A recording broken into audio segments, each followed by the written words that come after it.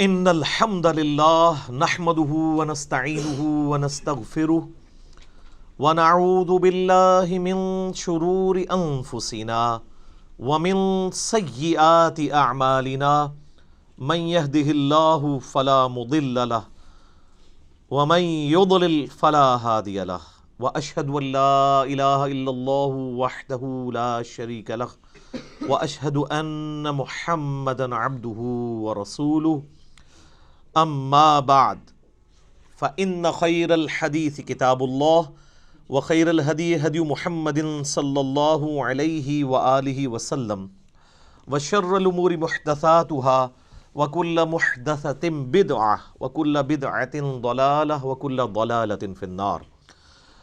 اعوذ باللہ السمیع العلیم من الشیطان الرجیم من ہمزہ ونفخہ ونفثہ بسم اللہ الرحمن الرحیم۔ رب اشرح لی صدری ویسر لی امری واحلل عقدۃ من لسانی یفقہوا قولی۔ بسم اللہ الرحمن الرحیم۔ ان اللہ وملائکتہ یصلون علی النبی یا ایہا الذین آمنوا صلوا علیہ وسلموا تسلیما۔ اللہم صلی علی محمد وعلی آل محمد کما صلیت علی ابراہیم وعلی آل ابراہیم انک حمید مجید۔ اللہم بارک علی محمد وعلی آل محمد کما بارکت علی ابراہیم وعلی آل ابراہیم انک حمید مجید۔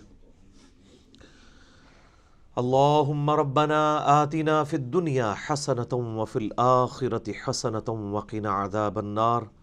ربنا آتنا من لدنک رحمۃ وہیئ لنا من امرنا رشدا۔ لا الہ الا انت سبحانک انی کنت من الظالمین۔ حسبنا اللہ ونعم الوکیل۔ یا حی یا قیوم برحمتک استغیث ولا حول ولا قوة الا باللہ العلی العظیم۔ آمین۔ الحمدللہ آج 22 دسمبر 2019 کو سنڈے کے دن قرآن کلاس نمبر 9 میں ہم انشاءاللہ تعالیٰ سورۃ البقرہ کی آیت نمبر 6 سے آنورڈ سٹارٹ کریں گے۔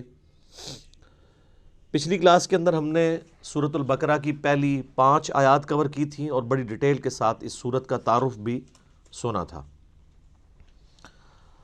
اس میں ایک اہم بات جو میں نے کی تھی کہ سورۃ البقرہ کے آغاز ہی میں اللہ تعالیٰ نے جو انسانیت میں 3 کیٹیگریز پائی جاتی ہیں ہر زمانے میں ان کا ذکر کیا ہے۔ نمبر 1 ایمان والے لوگ جو بات قبول کر لیتے ہیں۔ نمبر 2 وہ لوگ جو کفر کی روش اختیار کیے ہوئے ہیں۔ اور نمبر 3 منافقین۔ دنیا کا کوئی بھی انسان آپ اٹھا لیں وہ ان 3 کیٹیگریز میں کہیں نہ کہیں فال کر رہا ہوگا، یا وہ ایمان والا ہوگا، یا وہ کافر ہوگا، یا وہ منافق ہوگا۔ اب منافق میں بھی 2 قسم کے منافق ہیں۔ ایک وہ ہیں جو واقعتاً منافق ہیں، جن کو ہم اعتقادی منافق کہتے ہیں، یعنی اوپر انہوں نے اسلام کا لبادہ اوڑھا ہوا ہے لیکن اندر سے وہ کفر چھپائے ہوئے ہیں اپنے اندر۔ ایسے لوگ بہت خطرناک ہیں، اور ایسے لوگ صرف نبی صلی اللہ علیہ وآلہ وسلم کی مبارک زندگی ہی میں آئیڈینٹیفائی ہو سکتے تھے جب تک وحی کا سلسلہ جاری تھا۔ آج کی ڈیٹ میں ہم کسی کو منافق اعتقاداً تو نہیں کہہ سکتے، ہمیں نہیں پتا کہ اندر سے کوئی کیا ہے، ہم اس کے ظاہر کے اوپر بات کریں گے۔ لہذا یہ معاملہ تو اب قیامت تک کے لیے بین ہو گیا کہ کوئی مسلمان کسی دوسرے مسلمان اہل قبلہ کو، اہل کلمہ کو منافق کہہ دے۔ رہا عملی منافق تو معذرت کے ساتھ مسلمانوں کی اکثریت عملاً منافق ہو چکی ہے، کیونکہ بخاری اور مسلم میں جو منافق کی 4 نشانیاں بیان ہوئی ہیں وہ آلموسٹ میجارٹی مسلمانوں میں پائی جاتی ہے۔ نمبر 1 بات کرے تو جھوٹ بولے۔ اسی طریقے سے نمبر 2 کبھی اس کا جھگڑا ہو جائے تو گالی گلوچ پہ اترا ہے۔ امانت رکھی جائے تو خیانت کرے۔ تو یہ عملاً پریکٹیکلی مسلمانوں میں منافقت پائی جاتی ہے۔ اس کے باوجود ہم ایسے لوگوں کو بھی منافق نہیں کہیں گے، بلکہ کہیں گے کہ ان کا عمل منافقانہ ہے، عقیدے میں مسلمان ہی ہے۔ تو اس کے لیے ٹرم ڈیوائز کی گئی ہے عملی منافق۔ اچھا، عملی کافر بھی ہو سکتا ہے کوئی مسلمان۔ صحیح مسلم میں 246 نمبر حدیث ہے، بندے کے کفر اور اسلام، شرک اور ایمان کے درمیان فرق نماز ہے۔ نماز نہ پڑھنے والا عقیدے میں اگرچہ مسلمان ہے لیکن عملاً وہ کافر ہے۔ تو بڑا کلیئر کٹ مسئلہ ہے۔ سورہ روم کے اندر آیا نا، وَأَقِيمُوا الصَّلَاةَ وَلَا تَكُونُوا مِنَ الْمُشْرِكِينَ، اور نماز کو قائم کرو اور مشرکین میں شامل نہ ہو۔ یعنی نماز قائم کرنے والا مسلمان ہے اور نماز کو چھوڑنے والا عملاً تو وہ مشرک ہے، عقیدے مسلمان ہے اس لیے ہم اس کی تکفیر نہیں کریں گے۔ تو کافر بھی دو قسم کے ہیں، عملاً کافر اور اعتقاداً کافر۔ اعتقاداً کافر تو ظاہر ہے کہ جو خود اپنے آپ کو کافر بول کے کہہ رہے ہیں کہ ہم اللہ کو، رسول کو، آخرت کو یا قرآن کو نہیں مانتے، وہ ہمارے سامنے کرسچنز ہوں، جوز ہوں، بدھسٹ ہوں، ہندو ہوں۔ لیکن عملاً جو کافر ہیں مسلمانوں میں، آپ کو پاکستان جو اپنے آپ کو ہم کہتے ہیں جی اسلام کا قلعہ ہے، یہاں پہ بھی اکثریت جو ہے وہ بے نمازی ہے، لیکن پاکستان کے شناختی کارڈ میں وہ مسلمان ہے، اللہ کے ہاں وہ مسلمان نہیں ہے۔ یہ بڑا خطرناک معاملہ ہے۔ تو یہ تین کیٹیگریز ہر زمانے میں پائی جاتی ہیں۔ ایمان والوں کے حوالے سے میں نے پچھلی دفعہ بڑی ڈیٹیل سے ڈسکشن کی تھی۔ آج اگلی دو کیٹیگریز انشاءاللہ ہم کور کریں گے، اور اس میں بھی آپ حیران ہوں گے کہ کافروں کے بارے میں صرف 2 آیات آئی ہیں،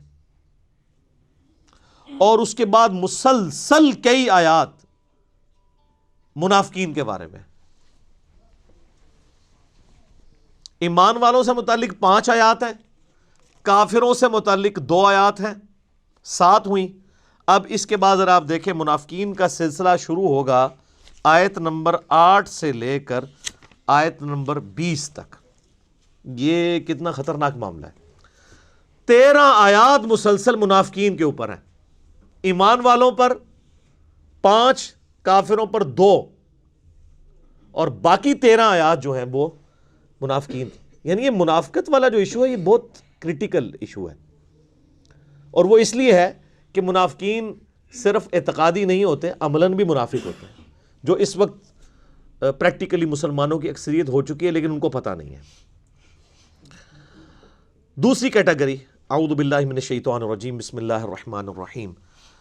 ان الذین کفروا، بے شک وہ لوگ جنہوں نے کفر اختیار کیا، سواء علیہم، ان کے لیے تو برابر ہے، اانذرتہم، کہ آپ صلی اللہ علیہ وآلہ وسلم ان کو آخرت کا ڈر سنائیں، ام لم تنذرہم لا یؤمنون، یا آپ صلی اللہ علیہ وآلہ وسلم انہیں آخرت کا ڈر نہ سنائیں، ان کے لیے برابر ہے، لا یؤمنون، وہ ایمان نہیں لے کر آئیں گے۔ اچھا، اس کا یہ مطلب نہیں ہے کہ جو کافر ہے اس کو آپ نے تبلیغ نہیں کرنی ہے۔ تو یہ کتاب ہدایت پوری انسانیت کے لیے، ھدی للناس وبینات من الہدی والفرقان، اس میں امپلائیڈ ہے ان الذین کفروا، بے شک وہ لوگ جنہوں نے کفر اختیار کیا ہے، جان بوجھ کے آنکھیں بند کی ہوئی ہیں، جس کو ڈاکٹر اسرار صاحب رحمہ اللہ تعالیٰ بڑی پیاری بات کرتے تھے کہ جو شخص سویا ہوا ہے اس کو تو آپ جگا سکتے ہیں، اور جو آنکھیں بند کر کے لیٹا ہوا ہے اس کو کوئی نہیں اٹھا سکتا، کیونکہ وہ پہلے ہی جاگ رہا ہے، جاگنا چاہتا نہیں ہے۔ تو ایسا شخص جس کے اوپر حق اور باطل واضح ہو چکا ہو، اس کے باوجود وہ جان بوجھ کے کفر کی روش اختیار کرے، اس کے لیے قرآن میں کوئی ہدایت نہیں ہے۔ یہ بڑا خطرناک معاملہ ہے۔ تو اس سے مراد وہ کافر ہیں کہ جو حق جاننے کے باوجود جان بوجھ کے اپنی قبیلے کی حمایت کے اندر، اپنی نسلی تعصب کے اندر، یا جیلسی فیکٹر کی وجہ سے، جس طرح یہودی تھے، نبی صلی اللہ علیہ وآلہ وسلم کو ماننے سے انکار کر دیا، وہ سب کے سب اس کیٹیگری میں فال کرتے ہیں۔ ان کے لیے اب آپ ان کو تبلیغ کریں نہ کریں، ان کے لیے برابر ہے، وہ ایمان نہیں لے کر آئیں گے۔ ختم اللہ علی قلوبہم، اللہ نے ان کے دلوں پر مہر لگا دی ہے، سیل کر دیا ہے، یعنی سیل ہو گئی، اب کوئی چیز اس کے اندر داخل نہیں ہو سکتی۔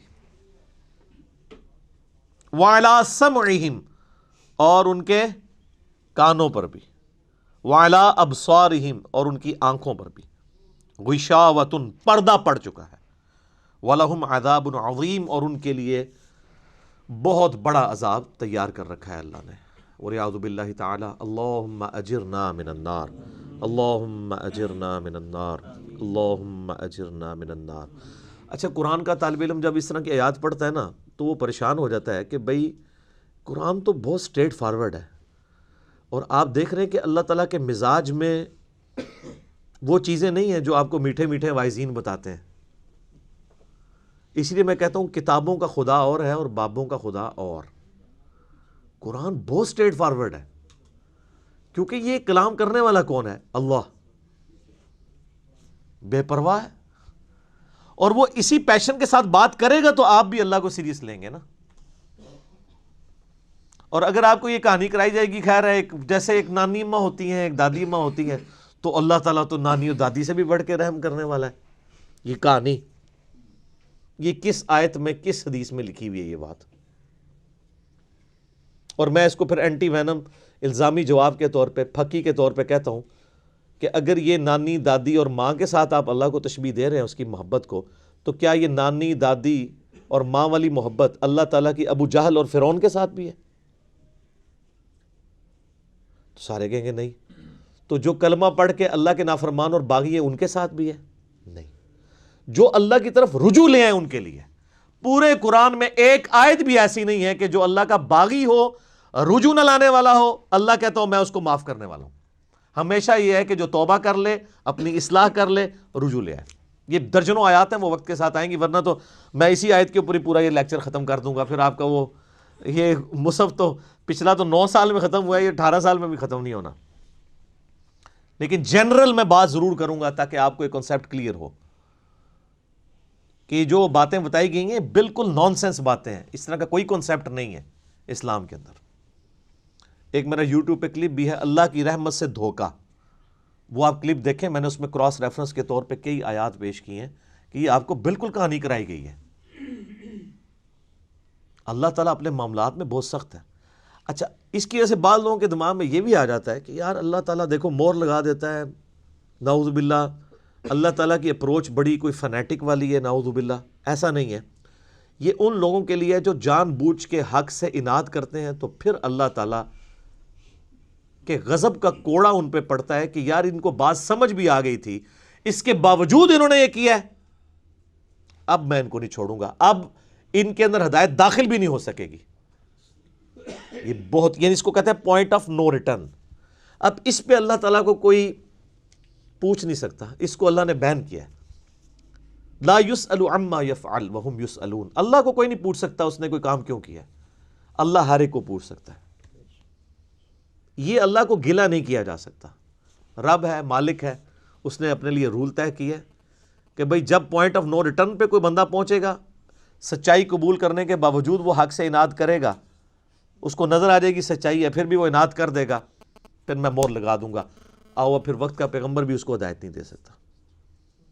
انک لا تہدی من احببت ولکن اللہ یہدی من یشاء، اے نبی جس سے تم محبت کرتے ہو تم بھی اسے ہدایت نہیں دے سکتے، اللہ جسے چاہتا ہے ہدایت دیتا ہے۔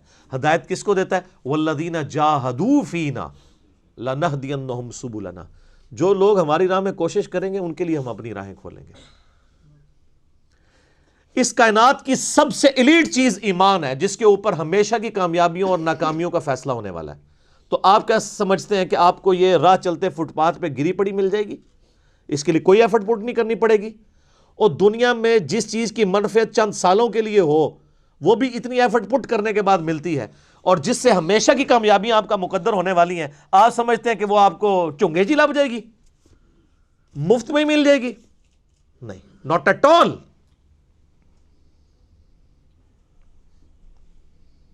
میری وائف نے جب پہلی دفعہ قرآن پڑھا نا شادی کے بعد، میں نے اس کو ایک قرآن کلاس ہوتی تھی رمضان شریف میں، تو میں نے کہا میں بچے وغیرہ میں دیکھوں گا، تم نہ صرف ایک دفعہ قرآن پڑھ لو تاکہ تمہیں پتہ چلے قرآن میں لکھا کیا ہوا ہے۔ قرآن آپ اکیلے بیٹھ کے تو ظاہر ہے اس طرح نہیں ہے، اب ایک ماحول ہوتا ہے، ایک ڈیکورم ہے، کلاس ہے، جس طرح یہاں لوگ بیٹھے ہیں۔ تو رمضان میں پورا قرآن اس نے مکمل کیا نا، تو میں نے اس سے پوچھا تم نے کیا یعنی اس سے حاصل کیا؟ اس نے کہا جی اللہ بہت سخت ہے، اور جس خدا کا تعارف ہمیں ہمارے ماں باپ اور یہ معاشرہ کرواتا ہے وہ خدا نہیں ہے جو قرآن میں ہے۔ اللہ تو اپنے معاملات میں بہت سخت ہے۔ یہ کتاب انذار ہے، تبشیر اور بشارت ان کے لیے جو بات مانتے ہیں، جو نہیں مانتے ہیں ان کے لیے عذاب کا کوڑا ہے یہ کتاب۔ کیونکہ اللہ ہے نا. یہ کائنات اس نے اس لیے بنائی ہے کہ آپ جانوروں کی طرح کھائیں پئیں, اولاد پیدا کریں اور مر جائیں. انسان کو اس نے اپنے لیے پیدا کیا ہے, پوری کائنات انسان کے لیے اور انسان کو اپنے لیے. وما خلقت الجن والانس الا لیعبدون. اچھا یہ جو بات ہے نا, ختم اللہ علی قلوبہم وعلی سمعہم وعلی ابصارہم, مہر لگا دی ان کے دلوں پر, کانوں پر, آنکھوں پر, پردہ ڈال دیا, اب عذاب ہی ان کو آئے گا. یہ آپ نے اگر بات سمجھنی ہے نا تو آپ پارہ نمبر 7 کے آخری صفحے پہ آ جائیں. سورۃ الانعام میں آیت نمبر ہے 110, 7ویں پارے کی آخری آیت. آپ کے یہ بلو والے قرآن میں 142 نمبر پیج کی آخری آیت 110 نمبر. وَنُقَلِّبُ أَفْئِدَتَهُمْ وَأَبْصَارُهُمْ, ہم پھیر دیتے ہیں ان کے دلوں کو اور ان کی آنکھوں کو, عقل اور ان کی آنکھوں کو, کہ وہ حق بات قبول نہ کریں. حق سے اللہ فرماتا ہے کہ میں ان کو حق سے اندھا کر دیتا ہوں. کما لم یؤمنوا بہ اول مرہ, جس طرح کہ انہوں نے بھی تو پہلی دفعہ جب ان کے اوپر حق کھلا تھا انہوں نے ایمان لانے سے روح گردانی کی تھی نا, اب یہ چاہیں گے بھی نہ تو میں ان کو اسلام کی طرف نہیں آنے دوں گا. وَنَذَرُهُمْ فِي طُغْيَانِهِمْ يَعْمَهُونَ, اور میں ان کو چھوڑ دوں گا اپنی سرکشی میں بھٹکتے پھریں. وَلَوْ أَنَّنَا نَزَّلْنَا إِلَيْهِمُ الْمَلَائِكَةَ, اور اب اگر فرشتے بھی ان کے سامنے نازل ہوں, وَكَلَّمَهُمُ الْمَوْتَ, اور مردے قبروں سے نکل کے ان کے ساتھ بات کرنا شروع کر دیں. وَحَشَرْنَا عَلَيْهِمْ كُلَّ شَيْءٍ قُبُولًا, اور ہر چیز جن کا ان سے وعدہ کیا تھا ان کی آنکھوں کے سامنے آ جائے, قیامت بھی, عذاب بھی, سب کچھ بھی. مَا كَانُوا لِيُؤْمِنُوا, پھر بھی یہ ایمان نہیں لے کے آئیں گے. یہ ہے سر کتابوں کا خدا. یہ نانی اماں, دادی اماں اور ماما نہیں ہے, یہ اللہ ہے. کتنی سختی ہے کہ فرشتے بھی. اب مجھے بتائیں کسی سے مردہ نکل کے قبر سے کہے کہ میری تو پھینٹی لگ گئی ہے, آپ کو تو پوری زندگی نیند نہیں آنی ہے, لیکن اللہ فرما رہا ہے پھر بھی یہ ایمان نہیں لے کے آئیں گے. کر لو جو کر. یہ اللہ کہہ رہا ہے. آمین. الا ان یشاء اللہ, ہاں اگر اللہ ہی چاہے زبردستی کسی کو اس طریقے سے ہدایت دے تو وہ الگ بات ہے. ولیکن اکثرہم یجہلون, لیکن اکثر لوگ جہالت کا شکار ہیں. وہ اپنی وشفل تھنکنگز کے اندر, امانیہم جنہیں کہا گیا, وہ ان میں پھر رہے ہیں, پھرتے رہے. اللہ تعالیٰ اپنے معاملات میں بہت سخت ہے میرے بھائیوں. اللہ کو سیریس لینے کی ضرورت ہے. ظاہر ہے اس کائنات کی ایک ہی حقیقت ہے, وہ اللہ ہے. اگر اس کو کوئی سیریس نہیں لیتا تو اللہ تعالیٰ کے لیے کیا ہے؟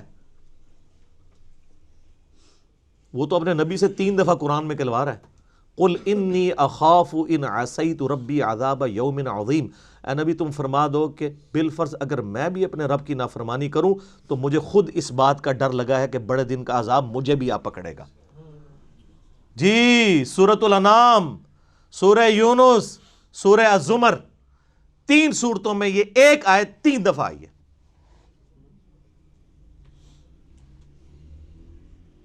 آپ مجھے بتائیں جو آپ کو کہتے ہیں جناب ہم بخشوا لیں گے, ہم اپنے مریدوں کو لے جائیں گے, اور تو انہوں گھنگن نہیں دینا کسی نے ہوتے. تو یہ اس لیے کہ نہ انہوں نے خود قرآن پڑھا ہوا ہے اور نہ آپ کو پڑھنے دیں گے, ورنہ آپ کا دماغ کھل جائے گا. او جی گاڈ از آل لونگ, یہ کرسچنز نے بھی ایک دھوکہ دیا ہے نا, گاڈ از آل لونگ. تو میں نے ان کو بھی پھکی دی تھی کہ اگر گاڈ از آل لونگ ہے اور وہ آل لونگ کا کنسیپٹ پھر صوفیاء کے ہاں ادھر مسلمانوں میں بھی داخل ہوا, وہ جی اللہ کو ہماری نمازیں چاہیے. اور سر اللہ نے کب کہا مجھے تمہاری نمازیں چاہیے؟ اللہ کہتا ہے تمہیں تمہارے لیے نمازیں چاہیے, اللہ کے لیے نہیں, اپنے لیے. گاڈ از آل لونگ, او آل لونگ اس کے لیے ہے جو اس کا بندہ بن جائے گا, باغی کے لیے نہیں. تو پھر میں نے ان کو دنیاوی طور پہ ایک الزامی جواب, اینٹی وینم پھکی دی ہے کہ بتاؤ تمہارے دشمن کی بھی بیوی ہو اگر کوئی, اور اس کے چھوٹے چھوٹے 4 بچے ہوں, کیا تم اپنے دشمن کے لیے خواہش رکھو گے کہ اس کی بیوی چھوٹے چھوٹے 4 بچے چھوڑ کے مر جائے اور اس کے بچے سوتیلی ماں کے ہاتھوں پٹتے رہے, ان کے مینٹل ماڈلز تک بدل جائیں؟ سارے کہیں گے نہیں نہیں جی. کیوں نہیں؟ دل پسیجتا ہے. اچھا آپ کا دل پسیجتا ہے اور آپ نے ہمیں یہ کہانی کرائی ہے کہ اللہ تعالیٰ ماں سے اتنے گنا اور دادی سے اتنے گنا اور نانی سے اتنے گنا محبت کرتا ہے, تو وہ اللہ روزانہ ہزاروں ایسی عورتوں کو موت کیوں دیتا ہے جن کے 4 چھوٹے چھوٹے بچے ہوتے ہیں؟ اس پہ ساروں کی زبانیں گنگ ہو جاتی ہیں. اگر وہ آل لونگ ہے کیوں موت دیتا ہے پھر؟ آپ تو اپنے دشمن کی بیوی کو بھی موت نہ دیں، وہ روزانہ ہزاروں ایسی ماؤں کو موت کیوں دیتا ہے جن کے چھوٹے چھوٹے بچے ہوتے ہیں؟ اس کا مطلب ہے آپ نے جو احساسات ڈیولپ کیے ہوئے ہیں کہ اللہ اپنے بندوں کے ساتھ یہ کرتا ہے، وہ نہیں ہے. اللہ اپنے احساسات کا اسیر نہیں ہے. اللہ کے وہ جذبات نہیں ہیں جو آپ کے ہوتے ہیں. وہ بے پرواہ ہے. ہاں جو اس کا ہو جائے نا اس کے لیے معاملہ الگ ہے. وہ صحیح بخاری میں حدیث ہے کہ جس نے میرے ولی کے ساتھ دشمنی کی، میرا اعلان جنگ ہے اس کے خلاف. اور انسان میرا قرب نہیں حاصل کرتا مگر فرائض کے ذریعے اور نوافل پہ استقامت کے ذریعے اس لیول پہ پہنچ جاتا ہے کہ میں اس کے ہاتھ بن جاتا ہوں جس سے وہ پکڑتا ہے، میں اس کے کان بن جاتا ہوں جس سے وہ سنتا ہے، میں اس کی آنکھیں بن جاتا ہوں جس سے وہ دیکھتا ہے، میں اس کے پاؤں بن جاتا ہوں جس سے وہ چلتا ہے. اچھا ادھر ہی حدیث روک دیتے ہیں صوفیاء اور وہ کہتے ہیں جی وہ خود ہی خدا بن گیا، ایتھوں ہاتھ پائے گا انج ہو جائے گا. وہ آگے پڑھو کیا لکھا ہوا ہے. وہ جب اپنے دشمن کے اگینسٹ مجھ سے پناہ طلب کرتا ہے میں اسے پناہ عطا کرتا ہوں. اگر وہ اللہ ہی سے پناہ طلب کر رہا ہے تو وہ پھر ہاتھ مارنے جو گا تو نا یہ ہاتھ بن جاتا ہوں، پاؤں بن جاتا ہوں، کان بن جاتا ہوں. اس سے مراد یہ کہ اس کا اوڑھنا بچھونا پھر میں ہی بن جاتا ہوں. قل ان صلاتی و نسکی و محیایا و مماتی للہ رب العالمین. اے نبی تم فرما دو بے شک میری نماز، میری قربانی، میرا جینا، میرا مرنا سب اللہ کے لیے. اوڑھنا بچھونا اللہ بن جاتا ہے. اس حدیث کے آگے الفاظ ہیں اللہ تعالیٰ فرماتا ہے مجھے کبھی کسی معاملے میں ہچکچاہٹ نہیں ہوتی سوائے ایک معاملے کے کہ جب مجھے اپنے کسی مومن بندے کو موت دینی پڑتی ہے. اللہ کہتا ہے میں بھی اس پہ ریلیکٹڈ ہوتا ہوں. کیوں؟ میرا بندہ موت کو ناپسند کرتا ہے. ظاہر ہے موت تو کسی کو بھی پسند نہیں ہے. انسان زندہ رہنا چاہتا ہے اور یہ اللہ نے انسان کی کوالٹی رکھی ہے کہ اسے زندہ رہنے کی خواہش ہے. اسی لیے اولیاء اللہ بھی جب خطاب کر رہے ہو نا وہاں پہ سپیکر پھٹ جائے تو وہ بھی یوں کر جاتے ہیں لا حول علیہم ولا ہم یحزنون. کیوں کرتے ہیں؟ یہ نیچرل اللہ نے رکھا ہوا ہے. کسی اولیاء اللہ کو کہنا یہ سامنے یہ بٹ صاحب کے پاس جو بندوق بڑی خطرناک سی انہوں نے تانی ہوئی ہے، کسی اولیاء اللہ کو کہنا پڑھ لے کلمہ میں چلان لگاؤں تو آپ دیکھ لیں اس کی کیا حالت ہوگی. یہ اللہ نے نیچرل رکھا ہوا ہے. موت تو اللہ فرماتا ہے کہ میں بھی ریلیکٹڈ ہوتا ہوں. وہ اپنی موت کو ناپسند کر رہا ہوتا ہے اور میں اسے موت دے کے اپنے پاس لانا چاہتا ہوں. پھر کیا ہوتا ہے؟ پھر تو وہ قرآن پاک میں سورہ حمیم سجدہ میں آیا نا کہ ایسے لوگوں میں پھر فرشتے نازل ہوتے ہیں، ان کو بشارت دیتے ہیں موت کے وقت.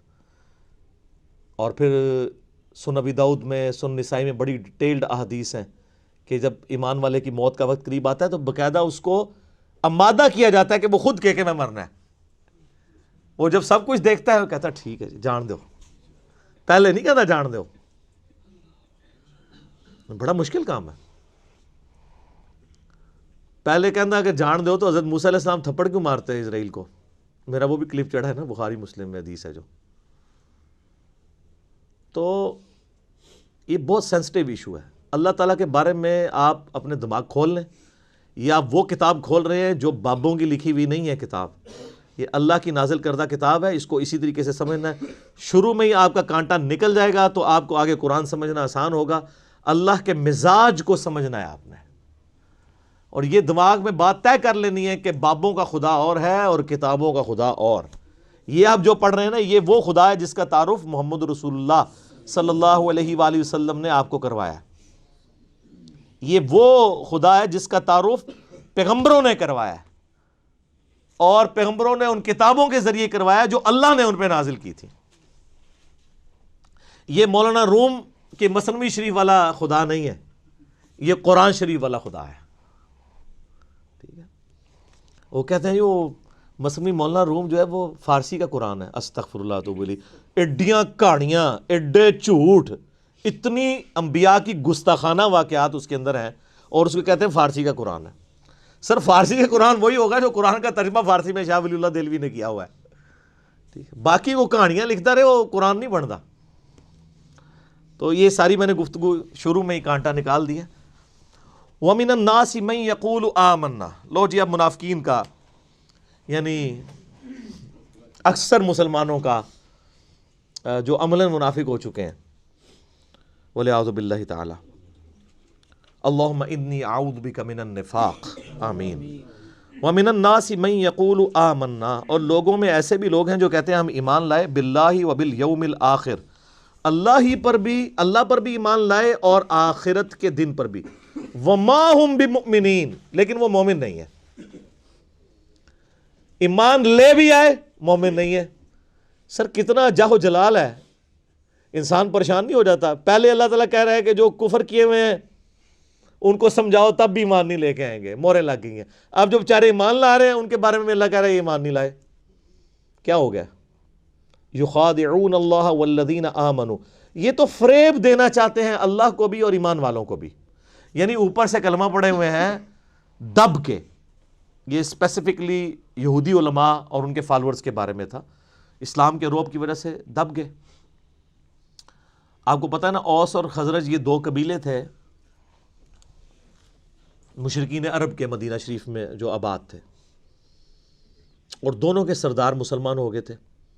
اوس کے سردار تھے سیدنا سعد ابن معاذ رضی اللہ تعالیٰ عنہ، اور خزرج کے سردار تھے سیدنا سعد ابن عبادہ رضی اللہ تعالیٰ عنہ۔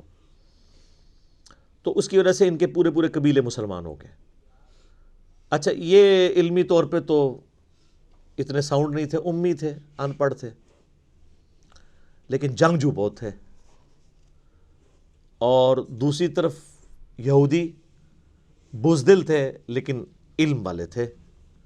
ان کی آپس میں اسلام سے پہلے جنگیں ہوتی تھیں، جب کبھی اوس اور خزرج سے یہ مار کھاتے تھے کیونکہ وہ تو جنگجو لوگ تھے، تو یہودی کہتے تھے اب تو تم ہمیں مارتے ہو، لیکن جب وہ آخری پیغمبر آئیں گے نا ان کے ساتھ مل کے، یہ بھی ذکر آ جائے گا سورۃ الانعام میں، اسی سورہ البقرہ میں 89 نمبر آیت میں، تو جب وہ پیغمبر آئیں گے نا تو پھر ہم ان کے ساتھ مل کے جہاد کریں گے، پھر ہم پوری دنیا کے اوپر اللہ کا ڈنکا بجائیں گے۔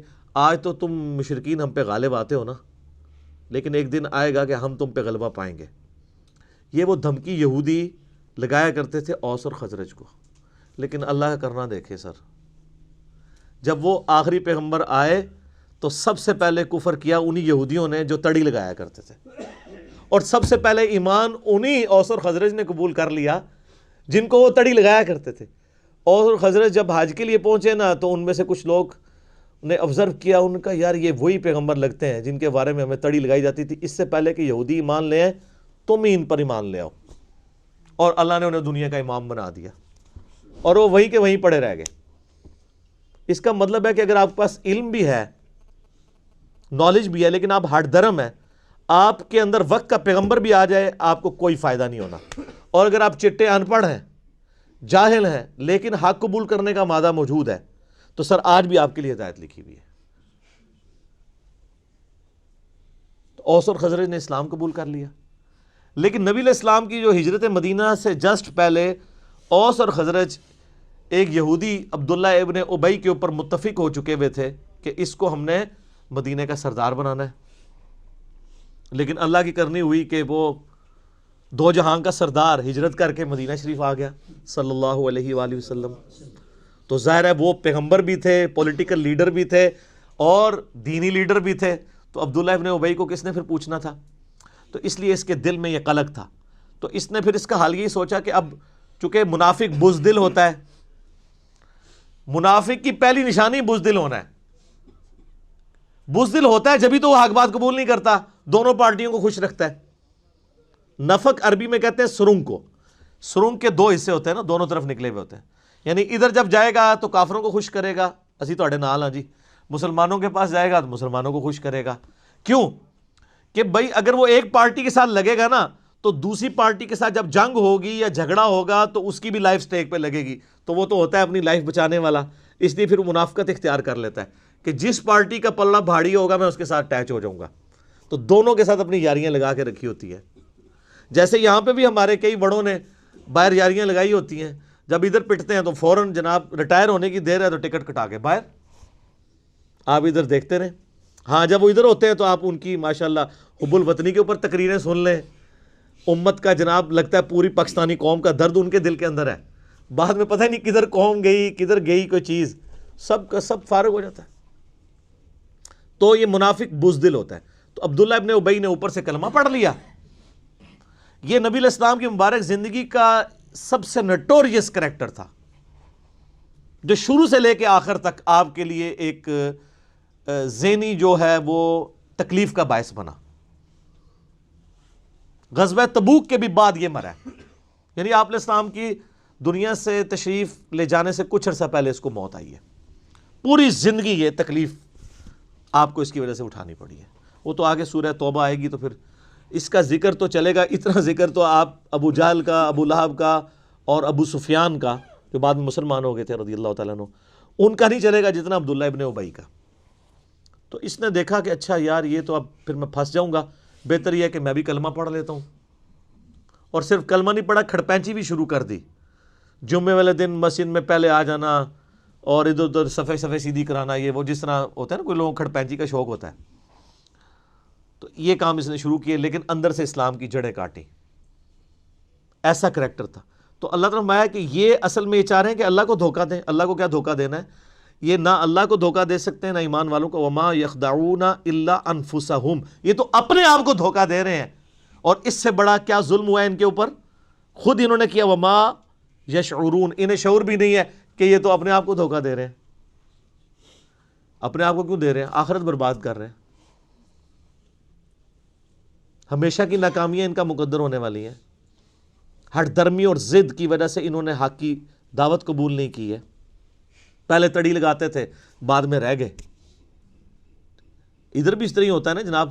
آپ دیکھ رہے ہوتے ہیں یہ جب کوئی گستاخانہ کارٹون فلموں کا مسئلہ، کوئی اس طرح کے ایشو اٹھتے ہیں تو آپ کو ماشاءاللہ جو لوگ توڑ پھوڑ کرتے ہوئے سڑکوں کے اوپر گاڑیاں جلاتے ہوئے نظر آتے ہیں نا، پریکٹیکل ان کی لائف یہ ہوتی ہے. ان کو پوچھیں تو ان میں سے کئی لوگ جمعے کی نماز بھی نہیں پڑھتے ہوتے، کیونکہ یہ کام کرنا بہت آسان ہے. اور معذرت کے ساتھ منافقین پھر بھی ان سے بہتر تھے. رکھ رکھاؤ کے لیے نمازیں وہ پڑھتے تھے. صحیح مسلم شریف میں حدیث ہے، عبداللہ ابن مسعود کہتے ہیں کہ نبی علیہ السلام کے مبارک زمانے میں اگر کوئی بیمار آدمی بھی ہوتا اور 2 بندوں کے سہارے وہ مسجد میں آ کے جماعت سے نماز پڑھ سکتا ہوتا تھا تو 2 بندوں سے گھسٹتا ہوا مسجد میں آتا تھا کہ اسے منافق نہ شمار کر لیا جائے کہ یہ نماز گھر پڑھتا ہے. تو منافق بھی ماشاء اللہ تعالیٰ تکبیر اولیٰ کے ساتھ نماز پڑھا کرتے تھے. تو آپ مجھے بتائیں اس زمانے کے منافقین اور آج کے منافقین میں سے پریکٹیکلی ظاہر کے اعتبار سے کون سے بہتر منافق ہیں؟ وہ والا ہی.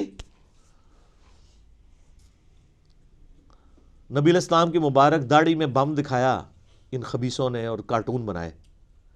کتنے مسلمان نوجوان ہیں جنہوں نے توڑ پھوڑ کی بجائے کہا کہ جی انہوں نے داڑھی میں بم دکھایا، لو جی آج ہم داڑھی کی نیت کرتے ہیں، نال ٹھوس.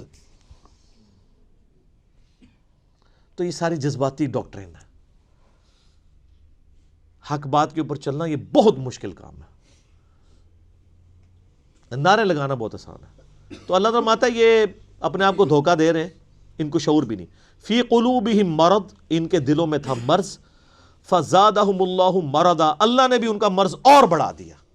دیکھیں یہ سٹائل دیکھیں گفتگو کا. ہمیں لوگ کہتے ہیں میٹھی میٹھی باتیں کرو. اللہ نے ہمارے ان کے دل میں بیماری تھی، اللہ نے ان کی بیماری اور زیادہ کر دی. آپ کے حساب سے تو ہونا چاہیے تھا بیماری تھی، اللہ نے ان کو شفا دے دی. ہاں، کتابوں کا خدا اور ہے اور بابوں کا خدا اور. اللہ بے پرواہ ہے، وہ بھیک نہیں مانگ رہا آپ سے کہ میرے اوپر ایمان لے کے آؤ. وہ تڑی لگا رہا ہے آپ کو. ایمان لاؤ گے تو ٹھیک، نہیں تو دوزخ میں جاؤ گے سیدھے. یہ ذہن میں رکھیں. وَلَهُمْ عَذَابٌ عَلِيمٌ، اور ان کے لیے دردناک عذاب ہے. کافروں کے لیے آیا بڑا عذاب اور اس کے لیے سخت لفظ ہے دردناک عذاب. بِمَا كَانُوا يَكْذِبُونَ، بسبب اس کے کہ انہوں نے تکذیب کر دی. تکذیب کہتے ہیں کہ سچائی کو ماننے کے باوجود جھٹلا دینا. ان کو تو پتا تھا کہ یہ وہی پیغمبر آخر الزمان ہیں جن کی نشانیاں اولڈ ٹیسٹمنٹ اور نیو ٹیسٹمنٹ کے اندر موجود ہیں. تو انہوں نے کیوں انکار کیا؟ اچھا دیکھ لیں، اللہ تعالیٰ بھی امیین پہ اور جو اہل علم ہے ان میں غصہ میں فرق کرتا ہے. ان کے اوپر کیوں غصہ زیادہ ہے؟ یہ مولوی تھے، یہ دونوں سارا کے علماء تھے نا. یہ ان کی پبلک کی تو بات نہیں ہو رہی ہے نا، کہ ان کو تو پتا تھا کہ یہ وہی نبی ہیں. انہوں نے کیوں نہیں بات قبول کی ہے؟ آپ ایک جاہل آدمی کو کسی حد تک بینیفٹ آف ڈاؤٹ دے سکتے ہیں، لیکن ایک عالم وہ اس طرح کی حرکت کرے اس کو بینیفٹ آف ڈاؤٹ نہیں ملے گا. کیوں؟ وہ عزت بھی تو عام بندے سے زیادہ ویل کر رہا ہے نا. کل کو جب اس کا سکینڈل نکلے گا پھر اس نے یہ نہیں کہنا کہ جی جناب وہ اگر داڑھی والے یہ برا کام کرتے ہیں تو بغیر داڑھی والے بھی تو کرتے ہیں نا, ان کو کیوں نہیں میڈیا اچھالتا؟ اس لیے کہ سر بغیر داڑھی والا دین کے نام کے اوپر چندے اور بینک بیلنسز اور عزت کے ٹوکرے بھی تو انجوائے نہیں نہ کر رہا. تو سر پھر چوپڑیاں نالے دو تو نہیں ہون گیا نا. آپ پراٹھا کھانا چاہتے ہیں وہ بھی دو, اس طرح تو نہیں ہوگا نا. تو دین کے نام کے اوپر جب آپ کھا رہے ہیں تو سر پھر جب آپ دین کے لیے دھبا بنیں گے تو آپ کی بے عزتی دوسرے لوگوں کی نسبت زیادہ ہی ہوگی. یہ لاجیکل ہے.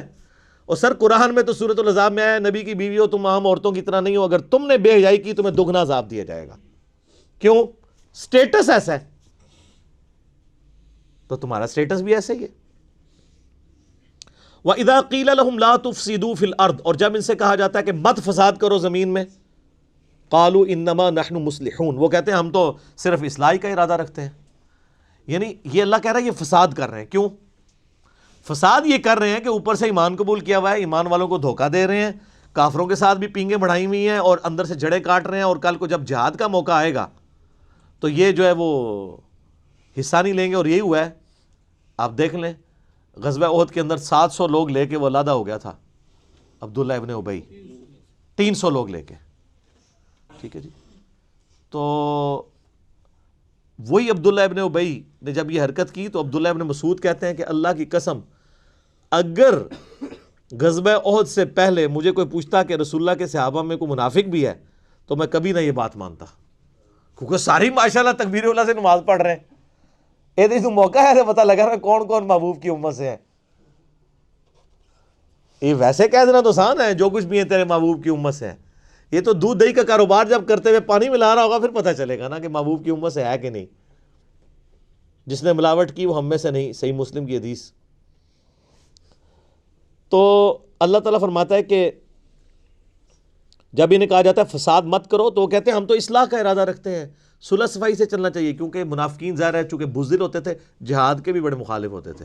اور جب نبی علیہ السلام نے, آپ کو پتہ ہے غزوہ بدر سے پہلے بھی آپ نے 8 مہمات روانہ کی تھی تاکہ عرب کے لوگوں کی لائف لائن کاٹی جائے, کیونکہ انہوں نے مسلمانوں کی ساری جائیدادوں پہ قبضہ کر لیا تھا. تو نبی علیہ السلام نے اس کے بدلے کے طور پر, اور یہ غزوہ بدر میں بھی ہوا, وہ آگے چل کے سورۃ الانفال میں آ جائے گا, تو کہتے تھے یہ لڑائی جھگڑے کا کوئی فائدہ نہیں ہے, بس میٹھی میٹھی باتیں. سر میٹھی میٹھی باتیں کرنے سے کبھی بدماش اپنی پوسٹ چھوڑیں گے؟ آج کافر کہتے ہیں جی اسلام نے تلوار کے زور کے اوپر رومن اور پرشین امپائر اکھاڑی ہے. تو سر پھر کس طرح اکھاڑتے؟ تلوار کے بغیر بدماش اپنی جگہ چھوڑتا ہے؟ نہیں. اسلام نے یہ جو نیا دور شروع کیا ہے وہ تلوار کے زور پہ کیا ہے. سورہ توبہ کی آیت نمبر 14 ہے کہ اللہ تعالیٰ صحابہ کرام سے کہتا ہے ہم تمہاری تلواریں ان کے اوپر مسلط کریں گے. صدیوں سے بیٹھے ہوئے بدماش کیسے اکھاڑے جائیں گے؟ تو یہ جہاد اور قتال کے پیچھے حکمت یہ تھی. لیکن آج جہاد اور قتال یہ ہے کہ وہ مسلمانوں کو اکھاڑنے کے لیے استعمال ہو رہا ہے. ایک مسلمان دوسرے کا گلا کاٹ رہا ہے جہاد کے نام کے اوپر. سر آپ دیکھتے نہیں پچھلے 30-40 سالوں میں سعودیہ اور ایران کی پراکسی وار میں جو کچھ ہمارے ملک کے اندر ہوا ہے, اور وہ آج تک ہم اس چنگل سے باہر نہیں نکل سکے. تو کہتے ہیں ہم تو اصلاح کا ارادہ رکھتے ہیں. الا انہم هم المفسدون, آگاہ ہو جاؤ یہی فسادی ہیں, ولکن لا یشعرون, لیکن انہیں شعور نہیں ہے. اللہ فرما رہا ہے یہ فسادی خود ہیں لیکن انہیں پتہ بھی نہیں ہے. اس سے بڑا ان کے ساتھ ہاتھ ہو گیا کہ ان کو پتہ بھی نہیں کہ توبہ و توفیق بھی نہیں ہوگی. وَإِذَا قِيلَ لَهُمْ آمِنُوا, اور جب انہیں کہا جاتا ہے کہ ایمان لے آؤ, کما آمن الناس, جس طرح کے باقی لوگ ایمان لے کے آئے ہیں جو کامل الایمان مومن ہیں مہاجرین اور انصار میں سے صحابہ کرام, جس طرح وہ ایمان لے کر آئے تم بھی اسی طرح کا ایمان لے آؤ. قالوا انؤمن کما آمن السفہاء, وہ کہتے ہیں ہم ان بیوقوفوں کی طرح ایمان لے آئیں. ان کو تو نہ اپنے بیوی بچوں کی پرواہ ہے, نہ ان کو اپنی کوئی زندگی عزیز ہے. کل کو جہاد میں جائیں گے کٹ جائیں گے, پیچھے بیوی بچوں کا کیا بنے گا, یہ تو ہے ہی سارے بیوقوف ہیں. اور اللہ تعالیٰ کی طرف سے جواب سنیں, الا انہم هم السفہاء ولکن لا یعلمون, آگاہ ہو جو بے شک یہی لوگ ہی بیوقوف ہیں جو یہ صحابہ کرام کو بیوقوف کہہ رہے ہیں, لیکن ان کو خود بھی علم نہیں ہے. انہوں نے تو آخرت کا سودا کر لیا. سورہ توبہ میں آتا ہے ہم نے مومنین کی جانوں اور مال کے عوض ان کو جنت دے دی ہے، جنت کے عوض ان کی جان اور مال ہم نے خرید لیا ہے، اور خوشخبری ہو تمہیں اس بیعت کے اوپر جو اللہ سے تم نے بیعت کی ہے۔ ہمارے مسلمان بھی بیعت کرتے ہیں لیکن اپنا جان مال جو ہے وہ پیروں فقیروں پہ لٹا رہے ہوتے ہیں۔ اللہ فرماتا ہے کہ اللہ کے لیے لٹاؤ، بیعت اللہ سے ہو پیغمبر کے ذریعے صلی اللہ علیہ وآلہ وسلم۔ وَإِذَا لَقُوا الَّذِينَ آمَنُوا، اور جب یہ ملتے ہیں اہل ایمان سے، قَالُوا آمَنَّا، کہتے ہیں ہم ایمان لاتے ہیں۔ وَإِذَا خَلَوْا إِلَىٰ شَيَاطِينِهِمْ، اور جب اپنے شیطانوں کے ساتھ علیحدہ ہوتے ہیں یعنی دوسری پارٹی کے ساتھ، قَالُوا إِنَّا مَعَكُمْ، بے شک ہم تو تمہارے ساتھ ہیں، إِنَّمَا نَحْنُ مُسْتَهْزِئُونَ، ہم تو اوپر سے ہنسی مذاق کے طور پہ انہیں کہہ رہے ہوتے ہیں کہ ہم مسلمان ہیں۔ دوغلی پالیسی۔ اور اللہ نے کہا کہ اپنے شیطانوں کے ساتھ جب ملتے ہیں، شیطان کن کو کہا؟ ان کافروں کو، ان کے سرغنہ جو علماء یہود تھے ان کو۔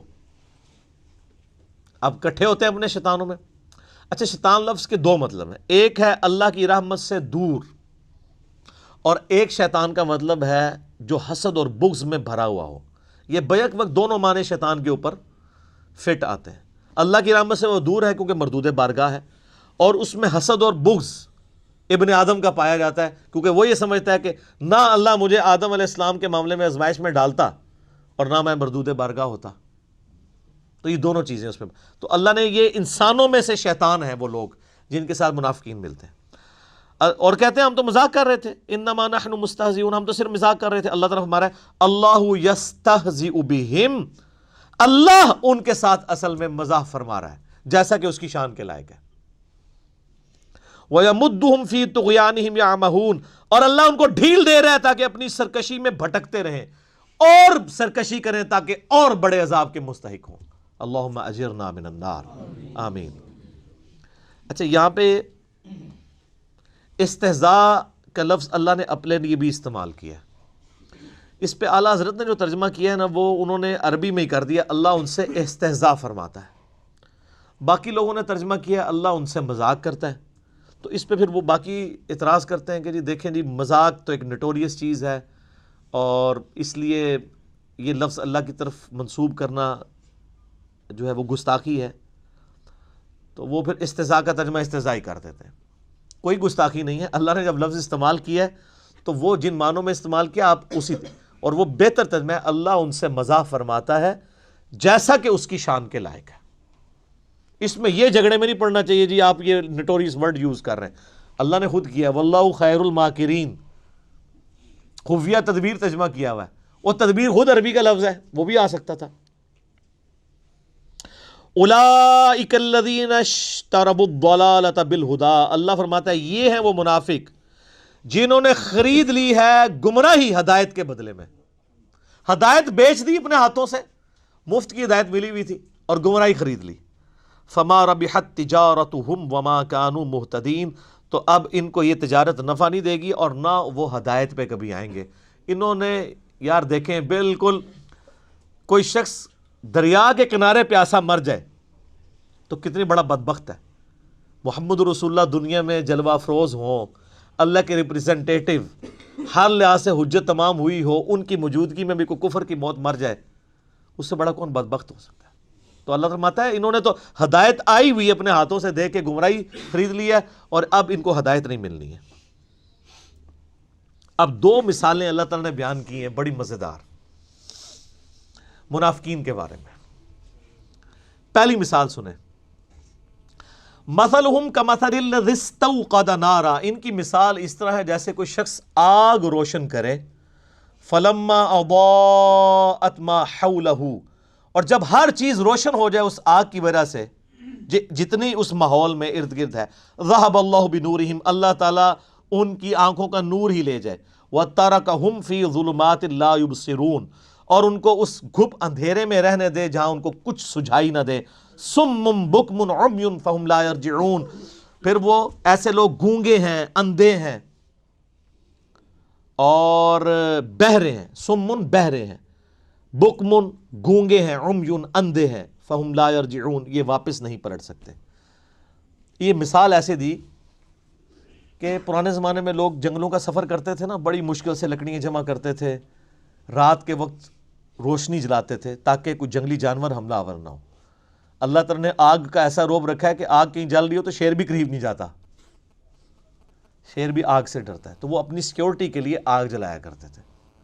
یا سردیوں کا موسم ہے تو وہ اس سے ہیٹ حاصل کرے, پلس روشنی بھی مل جاتی تھی, اس وقت الیکٹریسٹی تو نہیں تھی, تو اسی روشنی میں اپنے باقی کام کر لیتے تھے, کھانا پکانے کا یہ وہ. تو اللہ تعالیٰ فرماتا ہے ان کی مثال اسی طریقے سے ہے کہ اتنی محنت کے ساتھ ایک جنگل میں کوئی آگ جمع کرے, روشنی بھی ہو جائے, سب کچھ نظر آنا شروع ہو جائے, اور عین اس وقت میں اس روشنی سے نفع اٹھانے والے لوگوں کی بینائی ختم ہو جائے, ان کی بصارت چلی جائے, ان کی سننے کی صلاحیت چلی جائے, اندھے ہو جائیں, بہرے ہو جائیں, گونگے ہو جائیں. تو کتنے بدبخت ہیں کہ اب ہر فیسلٹی سامنے موجود تھی, اس سے نفع اٹھانے کی بجائے ان کی اپنی ساری کوالٹیز جاتی رہیں. یہی ہوا ہے منافقین کے ساتھ کہ اللہ تعالیٰ نے محمد رسول اللہ صلی اللہ علیہ وآلہ وسلم کے ذریعے توحید کی شمع روشن کی. بالکل جب ہر چیز واضح نظر آ گئی کہ یہ وہی پیغمبر ہے جن کی نشانیاں تورات اور انجیل کے اندر موجود ہے, اور عین جب ٹائم آیا کہ یہی یہودی جو تڑی لگایا کرتے تھے اوس اور خزرج کو, یہ اسلام قبول کرتے, اینڈ ٹائم پہ انہوں نے انکار کیا اور اللہ کے عذاب کا کوڑا ان پہ برسا کہ ان کی آنکھوں کی بینائی چلی گئی. اب محمد رسول اللہ صلی اللہ علیہ وآلہ وسلم ایک روشنی کا مینار سامنے موجود ہیں, لیکن یہ اتنے بدبخت ہیں کہ ان کی بینائی جا چکی ہے, ان کو دیکھ کے بھی اب ایمان قبول نہیں کریں گے.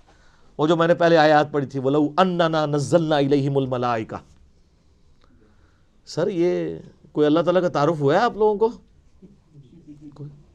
یہ کون سا خدا ہے؟ اور یہ پہلے صفحے پہ ہے. یہ نہیں ہے کہ 50 صفحے پڑھنے تو بعد کہتے ہیں پہلے میٹھی میٹھی باتیں کریں نا پھر کڑوی باتیں کریں. نہ, میٹھی باتوں سے کبھی بات سمجھ نہیں آتی ہے. دوسری مثال, او کصیب من السماء فیہ ظلمات ورعد, یا پھر ان کی مثال ایسی ہے کہ آسمان سے بادلوں سے می برس رہا ہو, بڑی تیز بارش ہو رہی ہو, فیہ ظلمات ورعد وبرق, اور اس بارش کے موسم کے اندر اندھیرا بھی چھایا ہوا ہو کالے بادلوں کی وجہ سے, اور گرج بھی ہو, اور بجلی بھی چمک رہی ہو, یعنی ایک طوفانی موسم ہو. یجعلون اصابعہم فی آذانہم من الصواعق حذر الموت, اور ٹھونستے ہیں یہ لوگ اپنی انگلیاں اپنے کانوں میں کڑک کے باعث موت کے ڈر سے. واللہ محیط بالکافرین, حالانکہ اللہ ایسے کافروں کو گھیرے ہوئے ہے. یکاد البرق یخطف ابصارہم, قریب ہے کہ بجلی اچک لے ان کی بینائی کو. کلما اضاء لہم مشوا فیہ, جب کبھی وہ بجلی چمکتی ہے تو اس بجلی کی چمک کی وجہ سے وہ روشنی جو آتی ہے اس روشنی میں چلنا شروع کر دیتے ہیں, کیونکہ گپ اندھیرا ہے کالے بادلوں کی وجہ سے, دن کے وقت بھی ہو جاتا ہے رات کے وقت بھی, اس روشنی کے سے تھوڑا سا راستہ نظر آتا ہے تو چلنا شروع کرتے ہیں. وَإِذَا أَظْلَمَ, اور جب وہ اس پہ اندھیرا چاہتا ہے, علیہم اس پر, ان پر, قاموا تو کھڑے ہو جاتے ہیں. وَلَوْ شَاءَ اللَّهُ لَذَهَبَ بِسَمْعِهِمْ وَأَبْصَارِهِمْ, اور اگر اللہ چاہتا تو ان کی سماعت بھی لے جاتا اور ان کی بصارت بھی, کانوں اور آنکھوں سے انہیں محروم کر دیتا. ان اللہ علی کل شیء قدیر, بے شک اللہ تعالی ہر چیز کے اوپر قدرت رکھتا ہے. یہ بڑی امپورٹنٹ مثال ہے. اللہ تعالیٰ نے مثال دی ہے کہ منافقین جو ہے نا وہ دین پہ کنارے کنارے چلتے ہیں. سورہ حج میں بھی آیت ہے کہ یہ کنارے کنارے چلتے ہیں, جس طرح آج کل مسلمانوں کی اکثریت ہے. اگر کوئی نوجوان بچہ دین کے اوپر چلنا شروع کرتا ہے, وہ کہتے ہیں یار کیا تو نے جوانی میں روگ لگا لیا, داڑھی رکھنی کو ضروری ہے, بس اپنی چپ کر کے نماز پڑھو. جو تھوڑے اور لبرل ہیں وہ کہتے ہیں نماز ہی پڑھنی ہے نا گھر ہی پڑھ لو, کیوں فنیٹک بن رہے ہو. حالات و واقعات جب فیور میں ہو تو سب ٹھیک, جیسے ہی مشکل آئے تو ساتھ ہی وضو ٹوٹ گیا. تو منافقین کے بارے میں بھی اللہ تعالیٰ ہمارے ان کی مثال ایسی ہے کہ یہ اللہ تعالیٰ کی طرف سے می برس رہا ہے, اللہ کی رحمت کا, نبی علیہ السلام کی موجودگی ہے, اللہ کی طرف سے وہی آسمان سے نازل ہو رہی ہے, لیکن یہ وہی خالی وہی نہیں آ رہی ہے, اس کے ساتھ پھر جہاد کی اور قتال کی تکلیفیں بھی جڑی ہوئی ہیں, معاشرے کی جو پابندیاں ہیں وہ بھی جڑی ہوئی ہیں. باپ کو بیٹے سے الگ ہونا پڑے گا, بھائی کو بھائی سے الگ ہونا پڑے گا. اب یہ منافقین کا حال یہ ہے, چونکہ یہ تو دنیا دار ہوتے ہیں, جب ان کے اوپر کوئی مصیبت آتی ہے نا تو ٹھٹک کے کھڑے ہو جاتے ہیں, دین پہ چلنے سے انکار کر دیتے ہیں, اور جب حالات سازگار ہوتے ہیں تو چلنا شروع کر دیتے ہیں. تو یہ مذبذبین بین ذالک، اس کے درمیان یہ اوسیلیٹ کرتے رہتے ہیں. حالات سازگار ہوں تو دین پہ چلیں گے، اور جیسے ہی مشکل وقت آئے گا ٹھٹک کے کھڑے ہو جائیں گے. تو یہی اکثر لوگ کرتے ہیں. یہ دین کے معاملات اب آپ دیکھ لیں، جب دین پہ چلنا آسان ہو تو سارے بڑے خوش ہیں، جب دین کے اوپر چلنا مشکل ہو جائے تو بڑے بڑے ایمان والوں کے بھی وضو ٹوٹ جاتے ہیں. تو منافقین کا بھی یہی حال تھا. وہ آپ آگے چل کے دیکھیں گے، جہاد کے اندر بھاگتے تھے، اور جب کبھی کامیابی ہو جاتی تھی کہتے تھے مال غنیمت میں سے ہمیں بھی حصہ دیں، ہم نے بھی جانا ہی تھا، بس وہ کوئی مجبوری ایسی ہو گئی. اور جب کبھی مسلمان شہید ہو جاتے ہیں، جس طرح غزوہ احد کے اندر ہوا، تو پھر اکیلے کہتے ہیں شکر ہے اسی پہلے ہی نہیں نال گئے.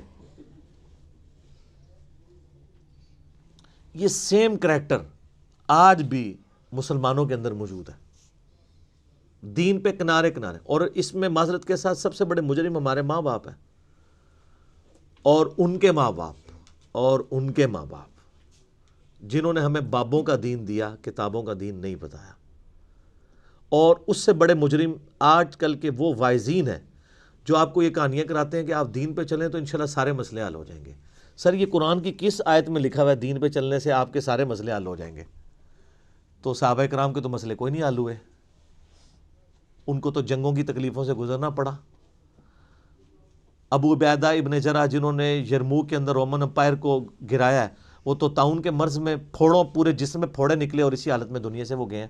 ان کی تو تکلیفیں کوئی نہیں، ان کو دعائیں نہیں آتی تھیں، ان کو وظیفے نہیں آتے تھے. اللہ کے محبوب صلی اللہ علیہ وآلہ وسلم کو اپنی 3 جوان بیٹیاں اپنی زندگی میں دفنانی پڑی. چوتھی کے بارے میں بتا دیا گیا یہ بھی آپ کی وفات کے 6 مہینے کے بعد فوت ہو جائے گی. 4 بیٹے بچپن میں فوت ہو گئے، 2 بیٹیوں کو ایک ہی دن طلاق ہو گئی. تو اللہ کے نبی کی مشکلات کیا دنیاوی آسان ہو گئی تھی؟ صحابہ کرام کی دنیا میں کیا تکلیف آسان ہو گئی تھی؟ تکلیف جھیلنا آسان ہوگا، تکلیفیں کو نہیں ختم ہونی. ایک کنو کاٹ لو گال، وہ آسان اس لیے ہو جائے گا ان اللہ مع الصابرین، اللہ آپ کو صبر کی توفیق دے دے گا. بس تکلیفیں دور کوئی نہیں ہونی.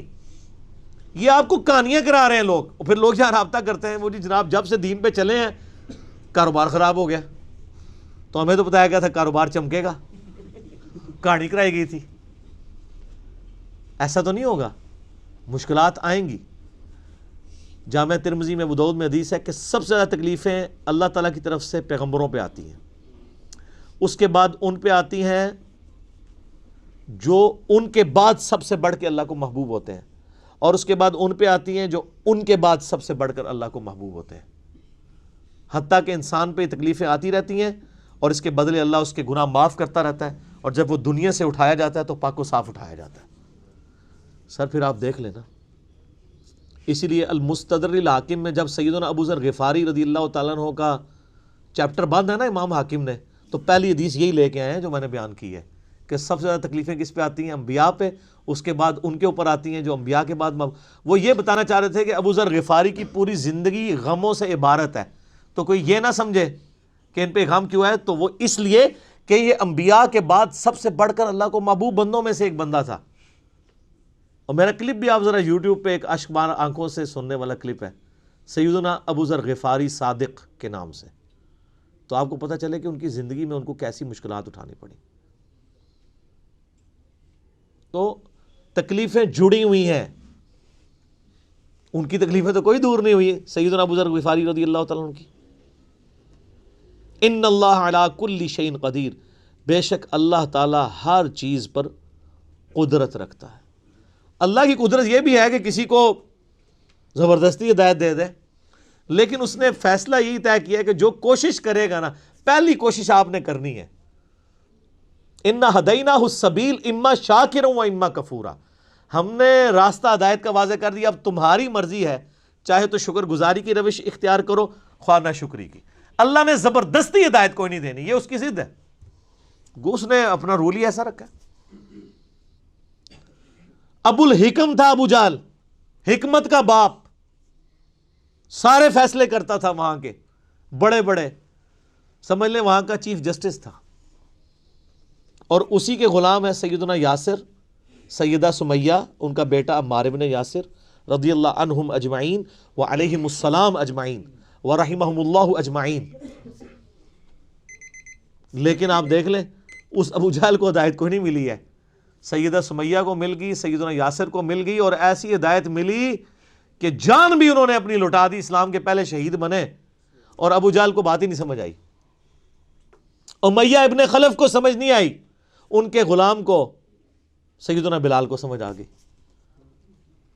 تو جو کوشش کرے گا اس کے لیے ہدایت ہے, ورنہ کوئی ہدایت نہیں ہے. سیدھی سیدھی چنڈی جڑی اللہ کی طرفوں, بالکل کنو کاٹ لو گل. اور یہ وہ جیسے الیاس قادری صاحب وہ مدنی چینل پہ اتنا بڑا انہوں نے لکھ کے لگایا ہوتا ہے نا, وہ بیج لگائے ہوتے ہیں, غیبت کے خلاف جنگ جاری رہے گی. سر یہ گلے میں تختی لٹکائیں کہ خدا بابوں کا خدا اور ہے اور کتابوں کا خدا اور.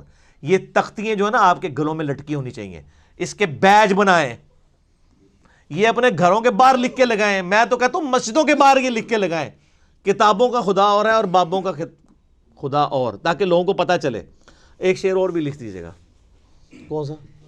نہ میں وابی نہ میں بابی, میں ہوں مسلم علمی کتابی. اور یہ علمی کتابی ہے, سورہ احقاف کی آیت نمبر 4 ہے, ایتونی بکتاب من قبل ھذا او اثارۃ من علم ان کنتم صادقین.